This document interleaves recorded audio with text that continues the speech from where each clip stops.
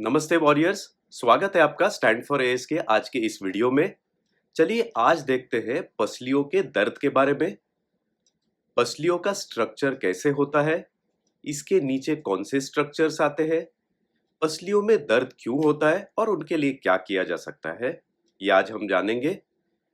और इसके साथ ये भी जानेंगे कि एंकिलोजिंग स्पॉन्डिलाइटिस में पसलियों में दर्द क्यों होता है और इसके लिए क्या किया जा सकता है। चलिए देखते हैं।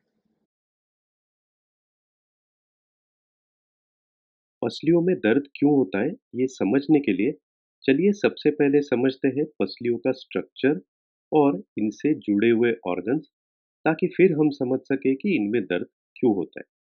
तो स्ट्रक्चर को देखेंगे तो हम लोग छाती में सबसे सामने ये जो हड्डी होती है इसे स्टर्नम कहा जाता है। यहाँ से ये पसलियाँ दोनों साइड निकलती है। यहाँ पे पसलियों का कार्टिलेज होता है, आगे जाके इसका एक्चुअल बोन या हड्डी होती है। दोनों साइड पे हर एक साइड पे 12-12 रिब्स होती है, पसलियाँ होती है। ये पसली यहाँ से निकलकर पीछे जाके ये जो रीढ़ की हड्डी है या वर्टिब्रल कॉलम आप जो पीछे देख रहे हैं, उससे जुड़ती है। चेस्ट में, छाती में ये पसलियाँ हार्ट और फेफड़े को प्रोटेक्ट करती है। और अगर पेट की हम बात करें, तो पेट पर राइट साइड पर जो आप देख रहे हैं यहाँ पे लीवर को प्रोटेक्ट करती है और लेफ्ट साइड में स्प्लीन नामक एक ऑर्गन होता है, उसे ये प्रोटेक्ट करती है। तो पसलियों में दर्द क्या चीज़ से हो सकता है? एक, फेफड़े की प्रॉब्लम की वजह से हो सकता है। फेफड़े में अगर इन्फेक्शन हो जाए, निमोनिया हो जाए, तो पसलियों में दर्द हो सकता है। फेफड़े के इर्द-गिर्द पानी अगर जमा हो जाए, जिसे प्लूरल एफ्यूजन कहा जाता है, उसके वजह से भी पसलियों में दर्द हो सकता है। कभी-कभी फेफड़े में खून की गुठली बन जाती है, जिसे पल्मोनरी एम्बोलिज्म कहा जाता है, इससे पसलियों में दर्द हो सकता है। ये बहुत कॉमन चीज़ तो नहीं है। और सबसे लास्ट, कैंसर वगैरह ग्रोथ होती है फेफड़े में, इससे दर्द हो सकता है। इसमें से पल्मोनरी एम्बोलिज्म, कैंसर, ये चीज़ें इतनी कॉमन तो डेफ़िनेटली नहीं है। जो फेफड़े की बीमारी है, वो छाती का एक्स-रे या सीटी स्कैन करेंगे तो वो एग्ज़ैक्ट रीज़न मालूम पड़ सकता है। जैसे मैंने कहा, पेट में ये लीवर को प्रोटेक्ट करती है, तो लीवर यहाँ स्थित होता है। तो अगर लीवर में इन्फेक्शन हो जाए, कभी-कभी लीवर में पस हो सकता है, उसके वजह से भी राइट साइड में पसलियों में दर्द हो सकता है। इसका निदान पेट की सोनोग्राफी या सीटी स्कैन से हो सकता है और इसकी अकॉर्डिंगली ट्रीटमेंट हो सकती है। इसके अलावा पसलियों की खुद की प्रॉब्लम या पसलियों के बीच में जो मसल्स होते हैं, जिसे इंटरकॉस्टल मसल्स कहा जाता है, उनकी प्रॉब्लम की वजह से भी पसलियों में दर्द हो सकता है। जैसे आप देख रहे हैं, ये पसलियाँ हैं और ये पसलियों के बीच के मसल्स हैं, इन्हें इंटरकॉस्टल मसल कहा जाता है। एक गिरने से, कुछ मार लगने से पसलियाँ टूट सकती है, उससे दर्द हो सकता है। पसलियों को सिर्फ मार लगता है, फ्रैक्चर नहीं होता है, उससे दर्द हो सकता है।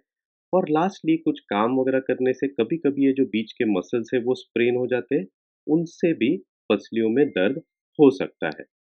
तो मार लगने का तो जिन्हें लगता है उन्हें मालूम ही होता है। और एक्स-रे करेंगे तो अगर पसलियों में कुछ फ्रैक्चर है, पसलियों में मार लगा है, वो एक्स-रे में मालूम पड़ सकता है। तो चलिए देखते हैं अब इंटरकॉस्टल मसल्स, इनका स्ट्रक्चर और ये कैसे होते हैं। ये है पसलियाँ, 3 पसलियाँ आपको दिख रही है और पसलियों के बीच में ये जो मसल्स दिख रहे हैं, इन्हें इंटरकॉस्टल मसल्स कहा जाता है। और एंकिलोजिंग स्पॉन्डिलाइटिस में इन्हीं मसल्स की वजह से पसलियों में दर्द होता है। एंकिलोजिंग स्पॉन्डिलाइटिस में क्या होता है? एंकिलोजिंग स्पॉन्डिलाइटिस एक ऑटोइम्यून बीमारी है। अपनी ही बॉडी, अपने ही जॉइंट्स को और कुछ ऑर्गन्स को फॉरेन समझ के अटैक करती है। एंकिलोजिंग स्पॉन्डिलाइटिस की वजह से होता क्या है? तो ये जो बीच के मसल्स है, ये जहाँ इस हड्डी को, इस पसली को चिपकते हैं, जो आप ये एरिया देख रहे हैं, ये एरोस की एरिया देख रहे हैं, ये एरिया में एंथेसाइटिस हम कहते हैं। यानी एंथेसाइटिस का मतलब है कि जहाँ ये मसल्स इस पसली को चिपकती है, उस एरिया में सूजन होती है और उस सूजन की वजह से दर्द होता है। इन मसल्स का एग्जैक्टली बॉडी में क्या फंक्शन होता है? तो जब हम सांस लेते हैं, यही मसल्स कॉन्ट्रैक्ट करते, रिलैक्स करते हैं पसलियों को ऊपर-नीचे मूव करते हैं और इसकी वजह से हम साँस ले पाते हैं। तो जब यहाँ पे स्वेलिंग हो जाती है, तो उसके वजह से साँस लेने में कभी-कभी दिक्कत हो सकती है। जब हम लंबी साँस लेते हैं या छींकते हैं या खाँसते हैं, तो ये सूजन जो होती है, इसकी वजह से काफ़ी ज़्यादा दर्द होता है। तो एंकिलोजिंग स्पॉन्डिलाइटिस में इस एंथेसाइटिस की वजह से लंबी साँस लेने में, छींकने में, खाँसी करने में, पसलियों में बहुत ज़्यादा दर्द हो सकता है।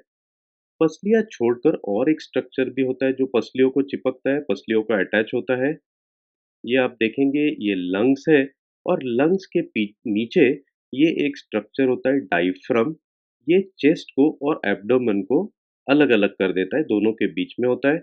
ये डायफ्राम एक मसल ही होता है और ये यहाँ पे आप जो देख रहे हैं रिब्स के नीचे की जो एरिया है, वहाँ पे रिब्स को चिपकता है, पसलियों को चिपकता है, अटैच होता है। एंकिलोजिंग स्पॉन्डिलाइटिस में इसमें भी सूजन आती है, जो आप देख रहे हैं एग्ज़ैक्टली जहाँ पे डायफ्राम पसलियों के नीचे की एरिया में अटैच होता है, वहाँ पे भी सूजन आती है और उसके वजह से भी दर्द होता है। ये भी एक एंथेसाइटिस का ही हिस्सा है। तो एंकिलोजिंग स्पॉन्डिलाइटिस में पसलियों में और छाती में क्या-क्या रीज़न्स की वजह से दर्द हो सकता है? एक, जो हमने अभी देखा यहाँ पे डायफ्राम चिपकता है, अटैच होता है, इसके लिए यहाँ पे इस एरिया में दर्द होता है। पसलियों की नीचे की एरिया में। दूसरी बात जो हमने देखा इंटरकॉस्टल मसल्स जो मसल्स पसलियों के बीच होते हैं, तो पसलियों में छाती में कहीं पे भी 2 रिब्स के बीच में इसका दर्द आ सकता है। तीसरी चीज़, ये जो रिब्स है, ये सामने वाला जो बोन है इसे स्टर्नम कहा जाता है और ये पसलियाँ उसके साथ जो जॉइंट बनाती है, यहाँ पे जो जॉइंट होता है, इस एरिया में स्वेलिंग उसकी वजह से आ सकता है और उसकी वजह से दर्द हो सकता है। और लास्टली आप यहाँ अगर देखेंगे ये जो सामने की हड्डी है स्टर्नम और ये और एक हड्डी है जो चेस्ट में एकदम ऊपर की तरह होती है, क्लैविकल कहा जाता है। ये एक जॉइंट होता है, इसमें सूजन आ सकती है, इसमें भी एंकिलोजिंग स्पॉन्डिलाइटिस की वजह से दर्द हो सकता है।